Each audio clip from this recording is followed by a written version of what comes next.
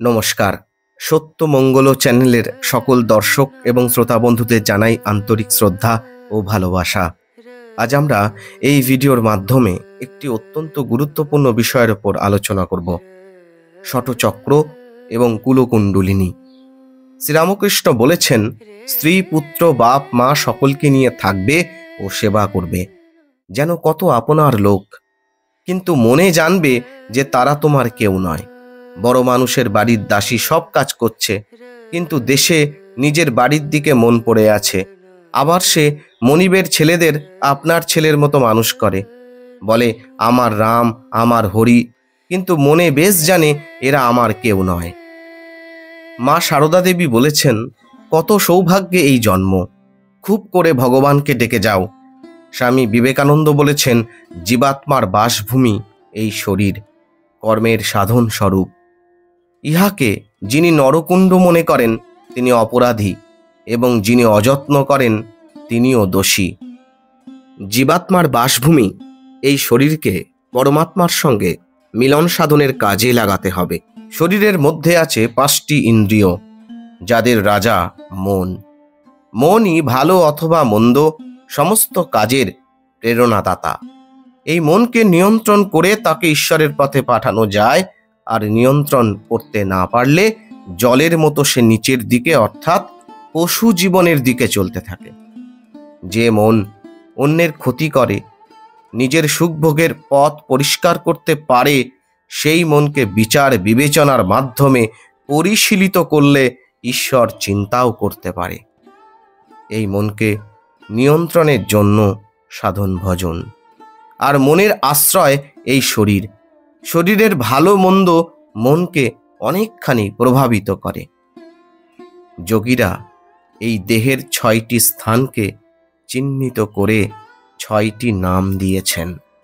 একে বলে ষটচক্র। মন প্রাথমিকভাবে নিচের 3 চক্রে এবং পরে পরিশীলিত হলে উপরের চক্রে বিচরণ করতে থাকে। দেহের এই কাল্পনিক স্থানকে বলা হয়েছে চক্র, এবং প্রত্যেকটি চক্রের মধ্যে আছে একটি করে পদ্ম। ঠাকুর শ্রীরামকৃষ্ণ কথামৃতে বলেছেন, ষটচক্র কিরকম জানো? সূক্ষ্ম দেহের ভিতর সব পদ্ম আছে, যোগীরা দেখতে পায়। বেদ মতে দেহে আছে সপ্তভূমি। যোগশাস্ত্রের মতে ষড়চক্র বা ষটচক্র, মন ষড়চক্র অতিক্রম করতে পারলে সপ্তম ভূমিতে পৌঁছায়। শ্রীরামকৃষ্ণ বলেছেন, ঈশ্বর বাইরেও আছেন, অন্তরেও আছেন। তিনি ভিতরে থেকে মনের নানা অবস্থা করছেন। ষড়চক্র ভেদ হলে মায়ার রাজ্য ছাড়িয়ে জীবাত্মা পরমাত্মার সঙ্গে এক হয়ে যায়। এরই নাম ঈশ্বর দর্শন। এই চক্রগুলো শরীরের নিচের দিক থেকে ওপরে উঠেছে। সব থেকে নিচের চক্রটি আছে গুহ্য দেশে, এর নাম মূলাধার চক্র।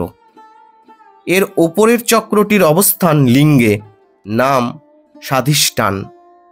তার ওপরে চক্রটি নাভিতে, নাম মণিপুর।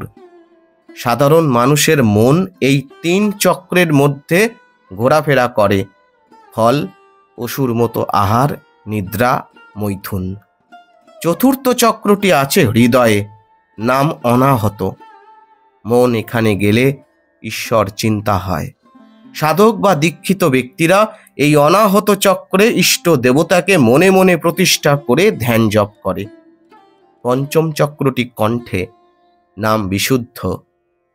ষষ্ঠ চক্রটির অবস্থান কপালের 2 ভুরুর মাঝে, নাম আজ্ঞা।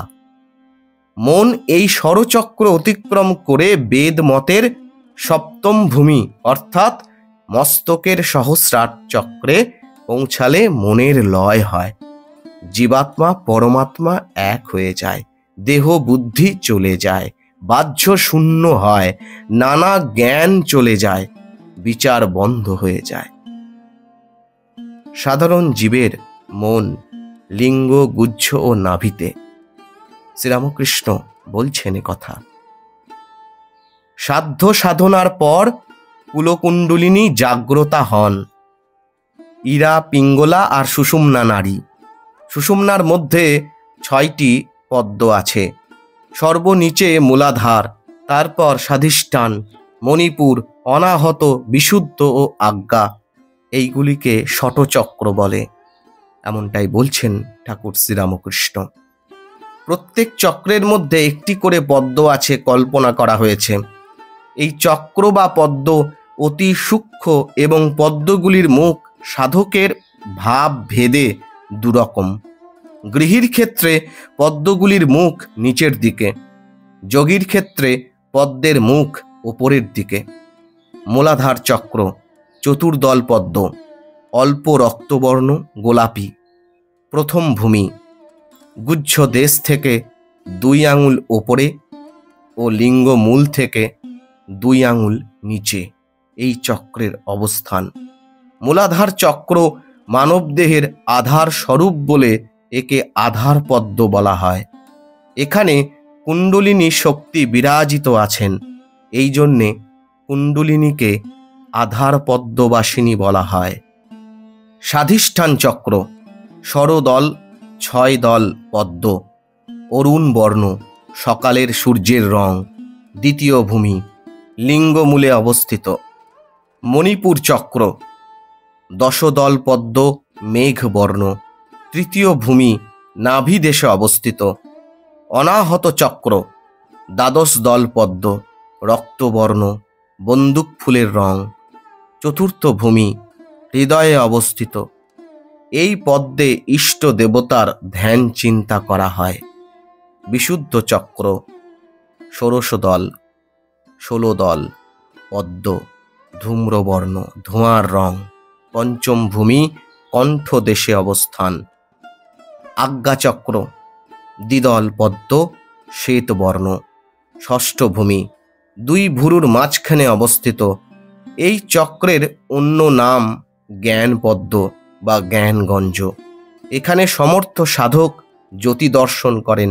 এই জ্যোতি আত্ম প্রতিবিম্ব। এই পদ্ম ধ্যান করতে করতে দিব্য জ্যোতি দর্শন করতে পারলে সাধক নির্বাণ মুক্তি লাভ করেন। এই চক্রকে ইরা, পিঙ্গলা ও সুষুম্না নারীর মিলনস্থল বলে বলা হয়।